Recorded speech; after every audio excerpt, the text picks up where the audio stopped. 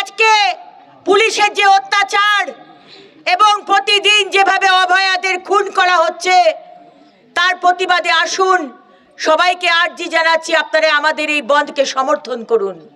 কিন্তু তারপরেও আমরা দেখতে পেলাম যে আমাদের ভারতীয় জনতা পার্টির কার্যকর্তারা আজকে অভিক, দীপ্তরূপ, অনল, সুজিত, দেবজিৎ, বাদশাহ এবং আরো অনেক ভারতীয় জনতা পার্টির কার্যকর্তাদের আজকে এখানকার বড় চেয়ারম্যান শেখ শাহজাদা এবং এখানকার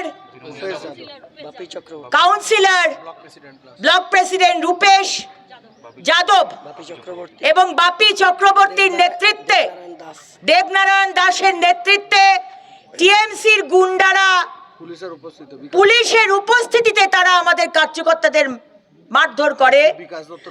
দেখুন, আমরাও কিন্তু পাল্টা মার দিতে পারি। ভাববেন না যে আমরা শান্তি পছন্দ করি বলে, আমরা আইন শৃঙ্খলা মানি বলে আমাদেরকে আন্ডার এস্টিমেট করবেন না যে আমরা পাল্টা মার দিতে পারি না। এবং আমাদের সব থেকে লজ্জা লাগলো যে রানীগঞ্জ আইসি বিকাশ দত্ত এবং তার পুলিশ সেখানে দাঁড়িয়ে দাঁড়িয়ে পুরো অত্যাচারটা দেখলেন, আক্রমণটা দেখলেন, পুলিশ কিচ্ছুটি করেনি। এবং তার সঙ্গে ছিলেন বল্লভপুরের ফাঁড়ির ইনচার্জ, কি নামটা নতুন এসছেন, সৌমেন বাবু সেখানে উপস্থিত ছিলেন।